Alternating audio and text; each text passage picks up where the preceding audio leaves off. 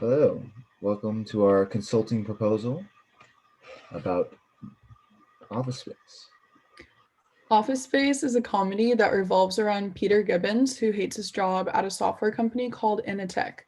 This movie is a prime example of everything that can go wrong in an office, from horrible bosses, faulty equipment, and discrimination.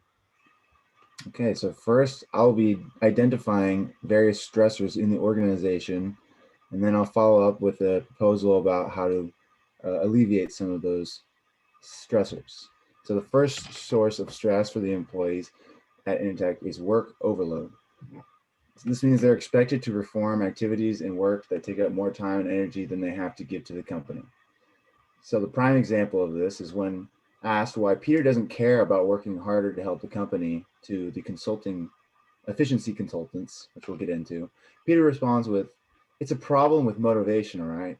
If I work my ass off and Initech ships a few more units, I don't see it done. So where is the motivation?" And here's something else, Bob.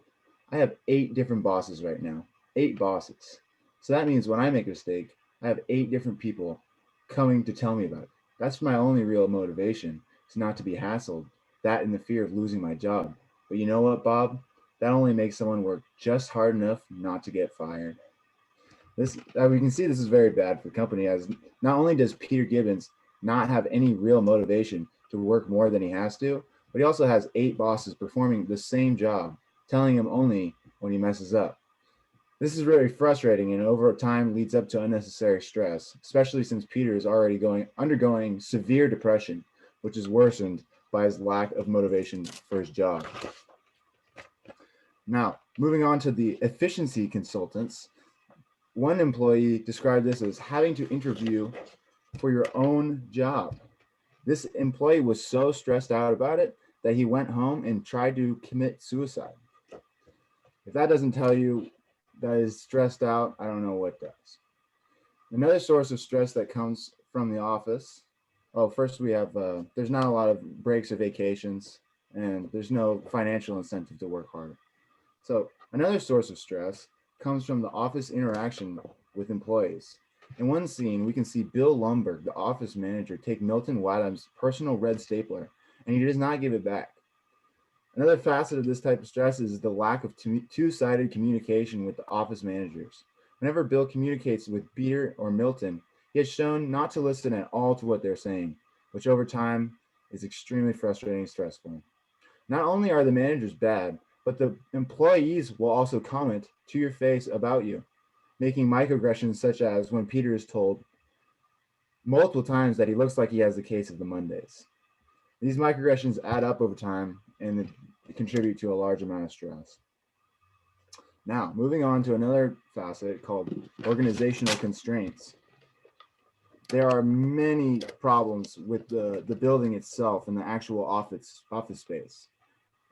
The way that the cubicles are set up is so tight that there are so many distractions, from various coworkers talking to clients to Milton's radio going on in the background, which can make it very frustrating to try and focus and get a lot of work done productively. Another problem with this is the broken office resources. I mean, Peter and Samir and Michael Bolton hated the office printer so much that they stole it and destroyed it.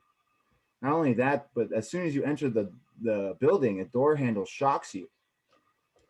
This over time will add up and create a lot more stress in your employees. Now, moving on to another source of organizational stress is the lack of control in your employees' lives.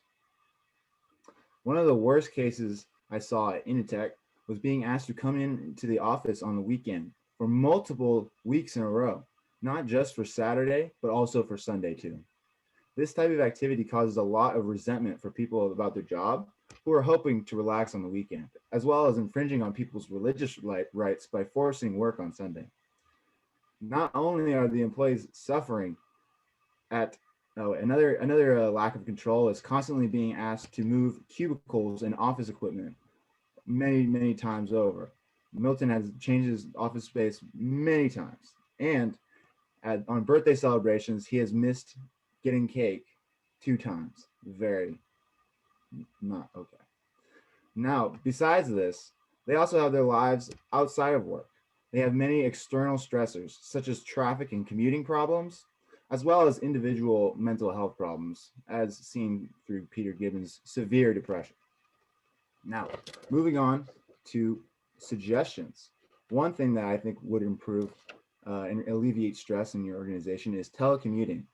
This would provide an escape from stressors like organizational constraints and fewer interactions with coworkers that you may not like.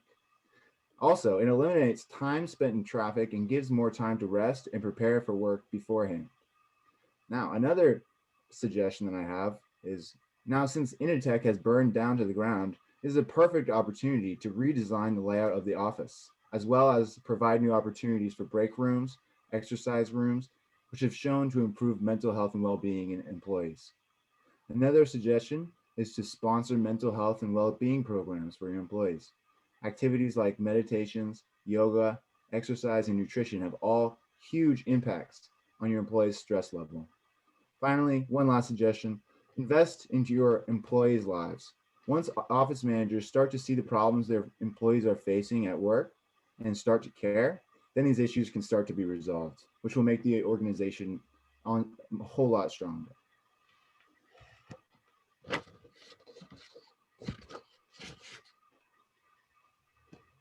Okay, so I'll be talking about the leadership at Initech.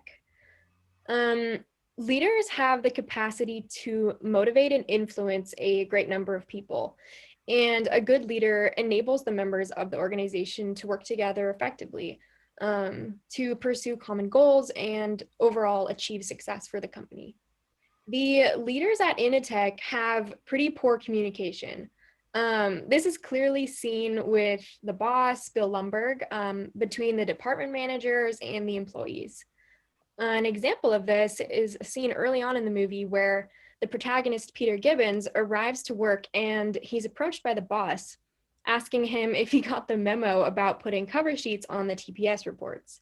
He explains that he did get the memo, but that he made a mistake when he forgot to put a cover sheet on his TPS report.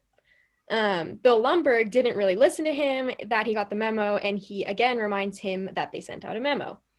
Later, another manager from a different department approaches Peter and asks him the exact same question. Did you get the memo? So clearly there's a lack of communication throughout the company, and especially among the managers. They don't really want to listen to the employees, and they only want to hear themselves talk. Another issue with the leadership at Initech is how they treat their employees. Not only do they not listen to them or really value their opinions, but they also treat them as replaceable. They bring in the efficiency consultants and interview them to find out if they're even useful to the company. Bill Lumbergh is also pretty inflexible and rude. He acts very condescending in how he speaks to his employees, and he's insensitive to their needs when he insists that they come in to work on the weekends. Next.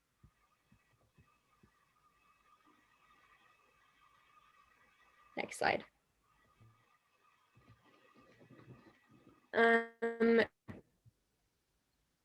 Initech is built around a more managerial leadership style. This means that they focus on the current objectives and practices in the company and are much more detail oriented.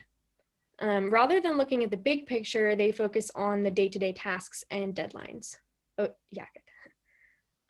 So to improve the leadership at Initech, they could really do by incorporating some aspects of transformational leadership. With transformational leadership, the leaders focus on creating a vision for the company.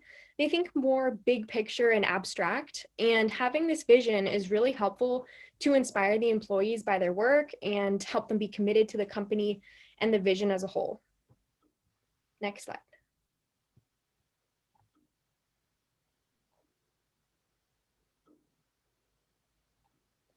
So the leaders at Initech are much more task-oriented. This pretty much means that they focus on assigning work, deadlines, goals, and work procedures and planned activities. And while these are all good things and they can help improve job performance, the company would really benefit from incorporating some more people-oriented leadership. Studies have shown time and again that employees prefer people-oriented bosses, And this is because a leader who is more people-oriented will just make the workplace more enjoyable and positive, and support the employees and listen to what they need, and also just show appreciation for them and their work. Next slide. So in order to actually implement these changes and improve the leadership, Initech could really consider bringing in some new leaders who are good at this, or who already know how to incorporate the more people-oriented and transformational leadership styles. They could also teach the current leaders how to use these forms of leadership, and through like courses, and they can also set goals for improving leadership in the company, such as working on better communication between the managers and the employees, and trying to build a positive and more people-oriented organizational culture. They can also create and model a company vision. Initech appears to have another large issue with how it is run, and that's going to be from motivation. As Peter Gibbons mentions in an interview with the Bobs, who are two consultants at Initech who were brought in to do some house cleaning and get rid of some people, it's a problem of motivation. He then goes on to describe some issues that he has with the company and how it affects him. This relates into the learned needs theory as described by psychologist David McClellan. This theory brings in the idea that people have needs to acquire achievement, affiliation, and power, none of which seems acquirable in Initech. Peter even brings up how if he were to work extra hard and ship extra units out, he wouldn't see any extra benefit to himself. There is no achievement for himself here at all. We learn even more about this lack of compensation to the employees in another scene. This scene, as depicted in the slide, has Peter chatting with his coworker, Michael Bolton, at a bar. Here, we learn that Michael has been working at Initech for 5 years as one of their best programmers. And in all this time, he has not received any promotions or profit shares or anything similar. In actuality, they're letting him go. At this point, it really becomes a question of what is keeping these employees at their job. Initech doesn't appear to be very renowned, so that takes away from the affiliation aspect, and employees hold no power in their workplace. On top of that, the 8 bosses they have never seem to truly try to challenge or entice the employees to do their work in any more work in any way better. The main motivator here seems to be fear. The employees don't want every boss to come by and hound them for every little mistake they make. They do, however, want to have stability in their lives and still fill in their own basic needs. Next slide. This is well represented in Abraham Maslow's needs hierarchy theory. This theory brings in that people look to fulfill their basic needs in an order from the most essential living to the least essential living. Though, as it is stated on page 125 of the 8th edition Organizational Behavior textbook written by Stephen L. McShane and Mary Ann von Glinlow, most motivation experts have dismissed the theory because many people seem to fulfill their needs in different orders. However, those needs do still remain and drive people to do more. The main aspects described are physiological, safety, belongingness, esteem, and self-actualization. The employees at Initech get to fulfill the first 2 needs, but all the others seem to be inversely affected by how the business is run. Next slide. So what should we do to start the improvements on motivation? We can start by looking towards the 4 drive theory, which, as McShane and Glinlow put it, it states that emotions are the source of human motivation, and these motivations are generated through 4 innate and universal drives. These are to acquire, bond, comprehend, and defend. If we can get the employees to want to achieve new things with the company, bond to their work and each other, and want to comprehend more of what they are able to do, then defend their position, great things may happen for the company. These employees will then become goal-directed and focused. They will want more for each other as a team and even start challenging each other to do more. Next slide. To do this, we can start by organizing the employees and bosses. We would let them communicate with one another to understand each other's jobs. That way, we know where their work is coming from and where it's going. There, they will start to understand the bigger picture of what's going on and begin forming that team mentality that we really want to have. While we are starting to understand what each person does, several different sections could be created at Initech, depending on the position. This would then deal with the multiple bosses issue, as each boss will have their own team. These several different teams would then open up many new possibilities and improvements. They could challenge each other within and between teams, and these teams could have internal competitions to see who could do the most work. The company itself will need to chip in as well. To get the employees to really drive to accomplish new things, incentives can be given out to those who want to do more than what is asked of them. For example, at Initech, if an employee is able to ship out the extra units or get extra customers to come, they could get a small profit share for their good work. On top of that, meetings can be held where employees should be recognized for their hard work. And these small raises could be given, and that could help push the rest of the employees to achieve better results themselves. Next slide. Another apparent problem at Initech seems to be stereotyping and discrimination. The definition of stereotyping is the perceptual process in which we assign characteristics to an identifiable group and then automatically transfer those features to anyone we believe is a member of that group. These characteristics can be abilities, personality traits, or even physical aspects, and we adopt them from media and personal experiences. Next slide. So an example of stereotyping in the film appears in the very first scene of the movie. You can go ahead and play that. Well, I can't say nothing, baby. I've got my pistol point cocked, ready to link shots non-stop until I see your monkey ass drop. And let your homies know who done it. Cause when it comes to this gangster shit, you motherfuckers know who run it. We're standing up for our own shit. And if you with this motherfucker to the test, you gotta realize something, nigga. You fucking with the very big. I got this killer up inside of me. I can't talk to my mother, so I talk to my diary.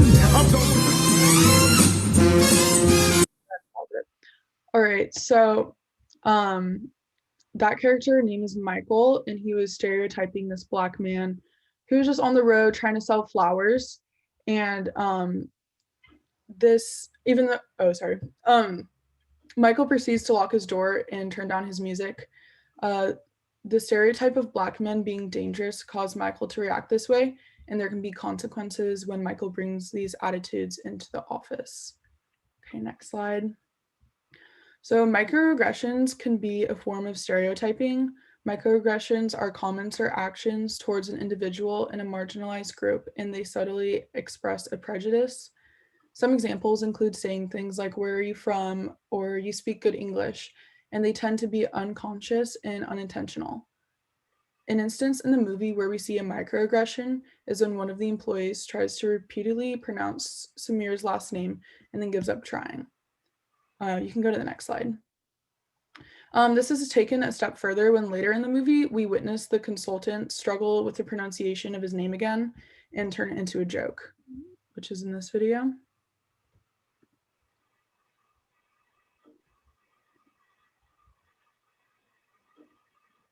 We're going to be getting rid of these people here. First, Mr. Samir not going to work here anymore anyway. Okay, next slide. So stereotyping and discrimination in the office place can cause multiple problems. First off, stereotyping distorts perceptions by inaccurately describing a person in a social group. A characteristic of some people in a category is not true for everyone in that category. This can lead to another problem, which is stereotype threat. This occurs when an individual in a stereotyped group fears exhibiting the negative aspects of that group. And this can cause decreased performance and behavior in the individual and sometimes results in the stereotype that they were trying to avoid in the first place. Other consequences of stereotype threat include diverted attention and energy and a weakened self-efficacy. Another problem of stereotyping is that it is the precursor of unintentional discrimination. Unintentional discrimination causes decision makers to have an ideal of an ideal person for a specific role, and it usually discludes marginalized groups. Individuals who don't fit this ideal person have to work even harder to achieve the same evaluation as someone who does fit that mold.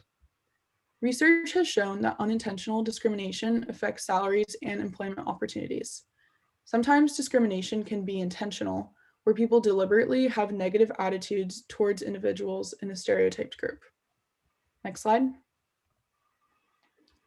There are some solutions for stereotyping in the office place, but it's important to remember that stereotyping is also inevitable.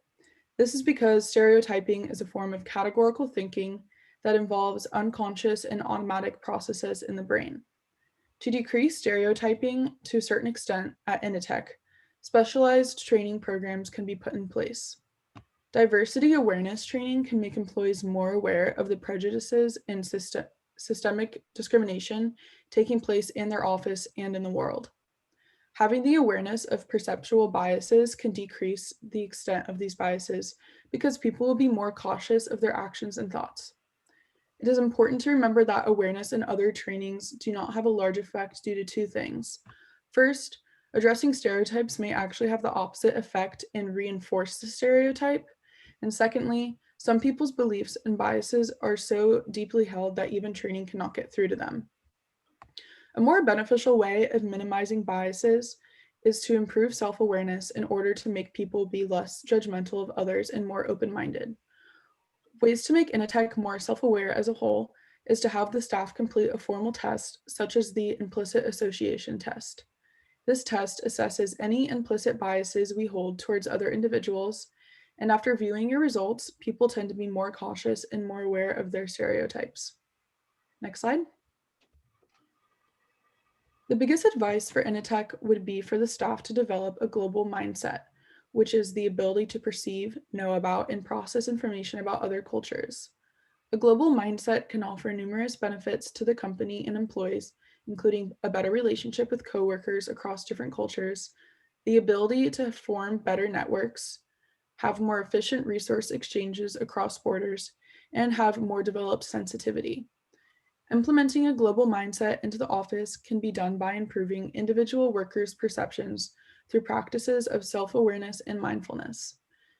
Initech should also give employees the chance to compare their mental models with coworkers from other parts of the world through methods like online forums. Additionally, the company needs to teach its staff about people and cultures through programs because this knowledge will help the workers understand the perspectives of their coworkers and operations will run smoother. All right, thank you guys.